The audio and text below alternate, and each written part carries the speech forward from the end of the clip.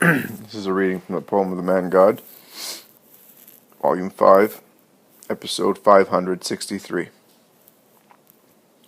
Samuel, Judas of Kerioth, and John, Parable of the Bees. It was written on the 10th of February, 1947. Jesus is still all alone, engrossed in thought, while walking slowly towards the thick wood to the west of Ephraim. The rustling noise of water rises from the torrent, and the songs of birds come from trees. The bright springtime sunshine is pleasant under the tangle of branches, and silent is the tread on the luxuriant grassy carpet. The sunbeams form a mobile carpet of circles or golden strips on the green grass, and some flowers still covered with dew shine as if their petals were precious scales, when a disk of light centers on them, while all around there is shadow. Jesus climbs towards a ledge protruding like a balcony over this empty space underneath, a balcony on which a huge oak tree grows, and from which the flexible twigs of wild blackberries or dog roses or ivy and clematis hang down, and they do not find room or supports in their native place, too narrow for their exuberant vitality, and they hang in the empty space like loose, disheveled hair, and they stretch out hoping to find something to which they may cling. Jesus is now at the level of the ledge. He moves towards the most protecting spot, shifting aside the tangle of bushes. A flock of small birds fly away, whirring and chirping for fear. Jesus stops, watching the man who has preceded him up there, and who, lying on the grass with his face downwards, almost on the edge of the ledge, his elbows pressed on the ground, his face resting in his hands, is looking at the empty space towards Jerusalem. The man is Samuel, the ex-pupil of Jonathan ben Uzziel. He is pensive. He sighs. He shakes his head. Jesus shakes some branches to attract his attention, and seeing that his attempt has been in vain, he picks up a stone from the grass and rolls it down the path. The noise of the stone bouncing down the slope rouses the young man, who turns round, surprised, saying, "Who is there?" "It is I, Samuel. You have preceded me in one of the places where I prefer to pray," says Jesus, showing himself from behind the massive trunk of the oak tree growing at the edge of the little path, and he does so as if he had just arrived there. "Oh, Master, I am sorry, but I will leave your place free at once," he says, standing up hurriedly and picking up his mantle that he had taken off, and he had spread on the ground to lie on it. "No, why? There is room for two. The place is so beautiful, so isolated, solitary, suspended over the empty space with so much light and such a wide view. Why do you want to leave it?" "Well, to leave you free to pray. And we can not do so together, or meditate, speaking to each other, elevating our spirits to God, forgetting men and their faults, thinking of God our Father, and the good Father of all those who seek and love him with goodwill." Samuel shows surprise when Jesus says forgetting men and their faults, but he does not say anything. He sits down again. Jesus sits beside him on the grass and says to him, "Sit here, and let us be together. See how clear the view is today. If we had the eyes of an eagle, we should be able to see the white villages on the tops of the mountains around Jerusalem, and perhaps we could see a spot shining like a gem in the air, and that would make our hearts throb, the golden domes of the house of God. Look, there is Bethel. You can see its white houses, and there beyond Bethel there is Kerioth. How subtly crafty were the inhabitants of that place and of the neighborhood. But it turned out well, although deceit is never a good weapon. It turned out well because it placed them at the service of the true God. It is always better to lose human honors in order to gain closeness to divinity, even if human honors were many and valuable, and the closeness to divinity is humble and unknown. Is that right?" "Yes, Master, what you say is right. That is what happened to me. But you are sad. Although the change should make you happy, you are sad. You are suffering. You live in isolation. You look at the places you left. You look like an imprisoned bird that, pressed against the bars of its prison, looks with so much regret at the place it loved. I am not asking you not to do that. You are free. You may go, and... Lord, has Judas perhaps spoken ill of me, that you are saying so? No, Judas has not spoken to me. He has not spoken to me, but he has spoken to you. That is why you are sad and you live in isolation, as you are downhearted because of that. Lord, if you know all that, although no one has mentioned that to you, you must also know that I am sad not because I want to leave you, because I regret I was converted, or because I have longing for the past, or because I am afraid of men, as they would like to instill the fear of their punishments into me. I was looking over there, that is true. I was looking over towards Jerusalem, but not because I am anxious to go back there. I mean, to go back there as I was previously, because I am certainly eager, like everybody else, to go back as an Israelite, who loves to go into the house of God and worship the Most High, and I do not think that you can reproach me for that. I am the first, in my double nature, to long for that altar, and I would like to see it surrounded by holiness, as befits it. As the Son of God, everything that honors him is a sweet voice to me, and as the Son of Man, as an Israelite, and therefore a son of the law, I see the temple and the altar as the most sacred place in Israel, and in which our humanity can approach divinity and become scented with the air surrounding the throne of God. I do not abolish the law, Samuel. It is sacred to me because it was given by my Father. I perfect it and complete it with new parts. As the Son of God, I can do that. My Father sent us in Israel, in which our humanity can approach divinity and become scented with the air surrounding the throne of God. I do not abolish the law, Samuel. It is sacred to me because it was given by my Father. I perfect it and complete it with new parts. As the Son of God, I can do that. My Father sent me for that. I have come to establish the spiritual temple of my church, against which temples neither men nor demons shall prevail. And the tables of the law will have a place of honor in it, because they are eternal, perfect, untouchable. The commandment, do not commit this or that sin, contained in those tables, which in their lapidary conciseness comprise what is necessary to be just in the eyes of God, is not cancelled by my word.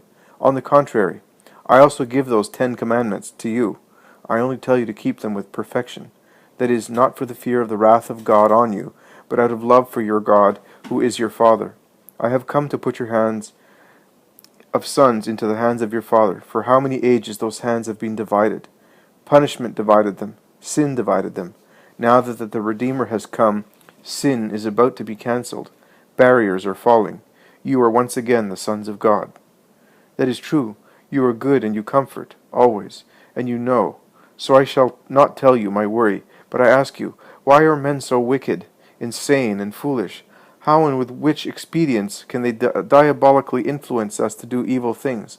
And why are we so blind as to not see real facts, and to believe false ones? And how can we become such demons, and persist when one is close to you? I was looking there, and I was thinking, yes, I was thinking of how many streams of poison come out from there to upset the children of Israel.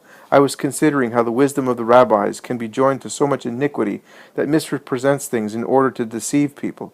I was thinking above all of that, because Samuel, who had spoken passionately, stops and lowers his head. Jesus ends the sentence, because Judas, my disciple, is what he is, and he grieves me, and those who are around me, or to come to me as you did. I know. Judas is trying to send you away from here, and he makes insinuations and sneers at you. Not only at me. Yes, he poisons my joy of coming to justice. He poisons it so skillfully that I think I am like a traitor here, betraying you and myself. Myself because I flatter myself that I am better, whereas I shall be the cause of your ruin. In fact, I do not know myself as yet, and if I meet those of the temple, I may fail in my purpose and be... Oh, if I had done it then, I would have had the excuse of not knowing you for what you are, because I knew of you what I was told to make a cursed man of me. But if I did it now, what curse will be that of the traitor of the Son of God? I was here, pensive, yes, I was wondering where I might flee to save myself from them. I was thinking of fleeing to some remote place to join those of the diaspora, far away, to prevent the demon from making me commit sin. Your apostle is right in not trusting me. He knows me because he knows us all, knowing our leaders, and he is right in doubting me. When he says, don't you know that he tells us that we shall be weak?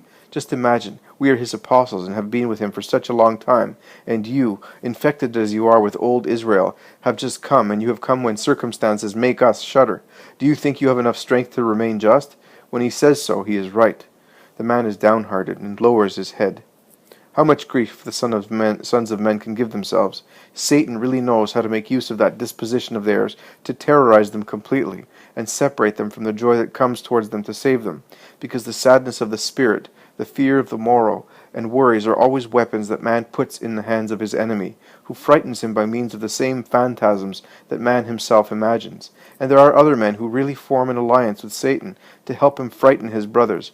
But, my dear son, is there not a Father in heaven? A Father who, as this fissure in the rock provides for this blade of grass, this fissure full of earth, situated in such a way that the moisture of dews flowing on the smooth stone gathers in that thin furrow, so that the blade of grass may live and yield this tiny little flower, which is not less admirable for its beauty than the great sun shining up there, both the perfect work of the Creator. A Father who takes care of the blade of grass grown on a rock, will he not take care of one of his sons who firmly wants to serve him? Oh, God really does not disappoint the good wishes of man, because it is He who kindles them in your hearts. He providently and wisely creates the circumstances to encourage the wishes of His children. Not only, but in the event that a desire to honor Him should follow an imperfect path, He straightens and perfects it so that it may follow the right path. You were among the latter. You believed you wanted and were convinced that you were honoring God by persecuting me. The Father saw that your heart did not hate God, but it longed to give glory to God by removing from the world him who you were told was the enemy of God and the corrupter of souls. So He created the circumstances to comply with your desire to give glory to your Lord. And here you are now among us. And can you believe that God will abandon you now that He brought you here? Only if you abandon Him. The power of evil will be able to overwhelm you. I do not want that. My will is sincere, states the man. So what are you worried about? About the word of a man? Let him say. He thinks with his own thought, and man's thought is always imperfect.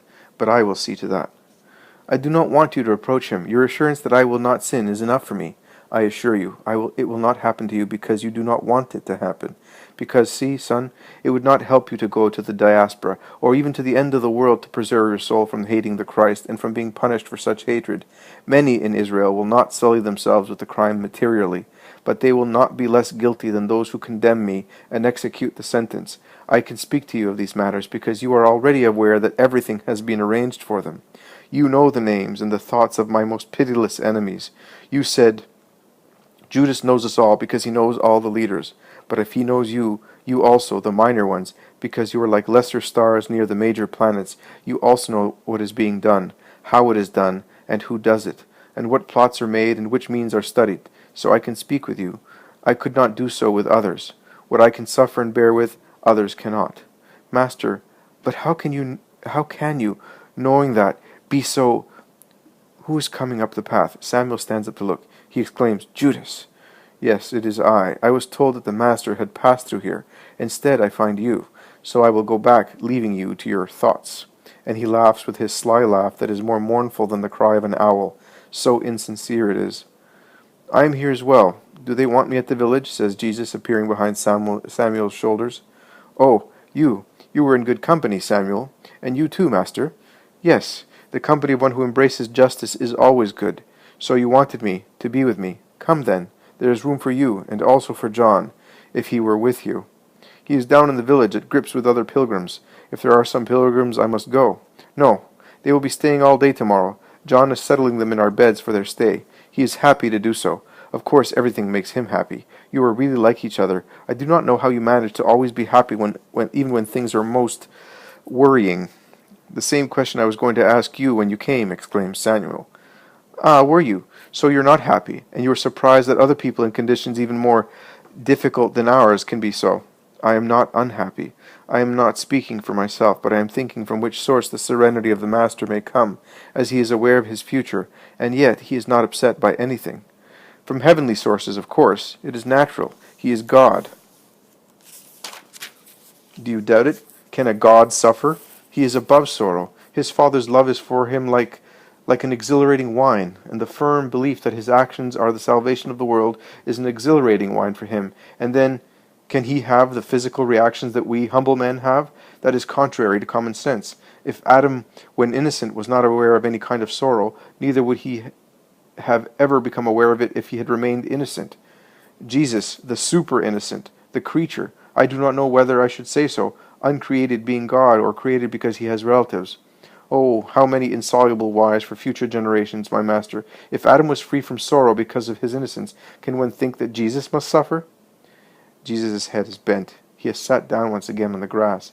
His face is veiled by his hair, so I cannot see his countenance. Samuel, standing in front of Judas, who is also standing, replies, But if he is to be the Redeemer, he must really suffer. Do you not remember David and Isaiah?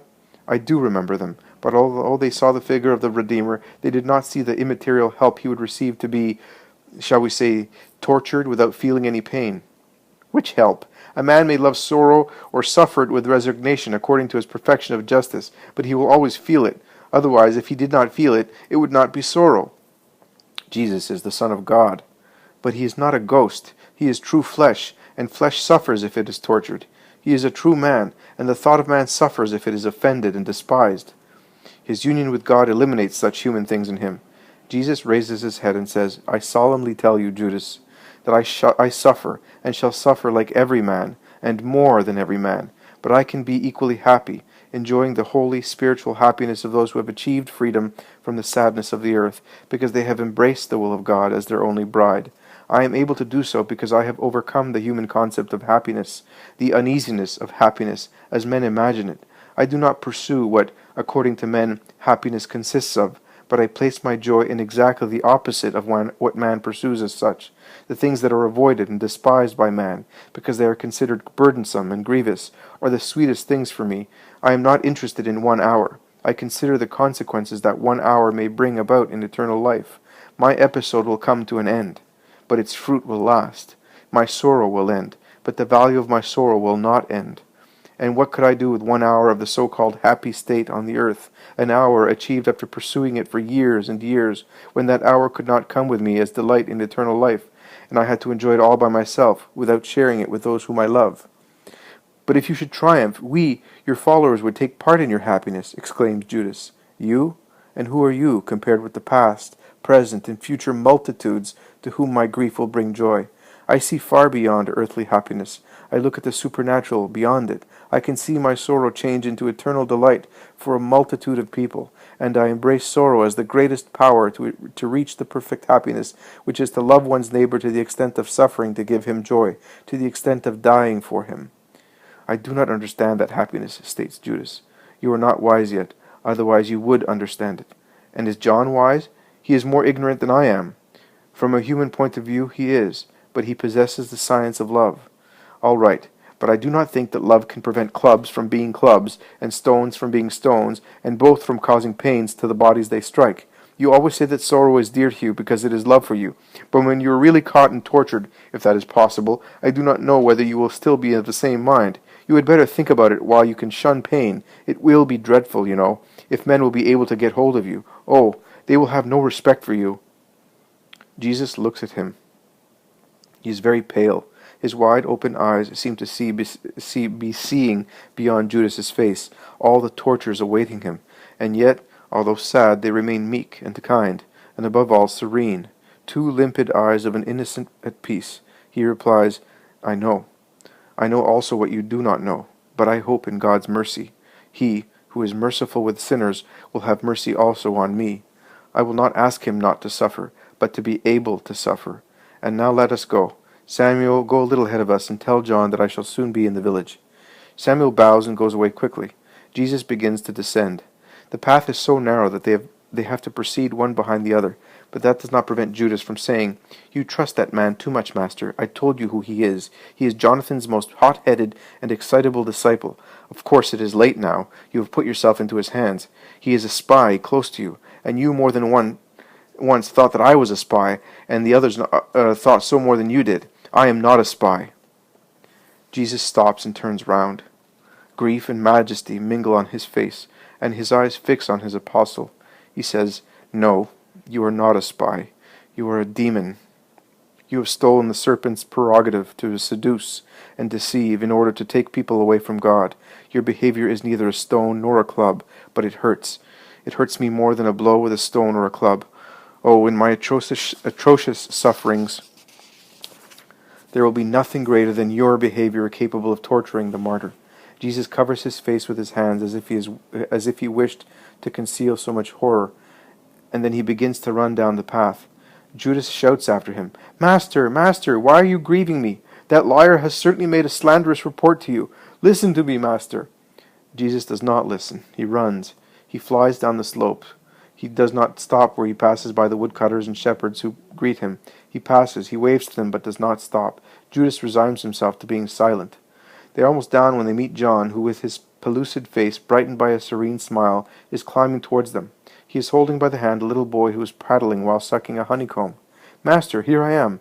There are people from Caesarea Philippi. They heard that you were here, and they came. How strange it is. No one has spoken, and everybody knows where you are. They are resting now. They are very tired. I went and asked Dinah to give me some milk and honey because there is a sick person. I put him in my bed. I am not afraid.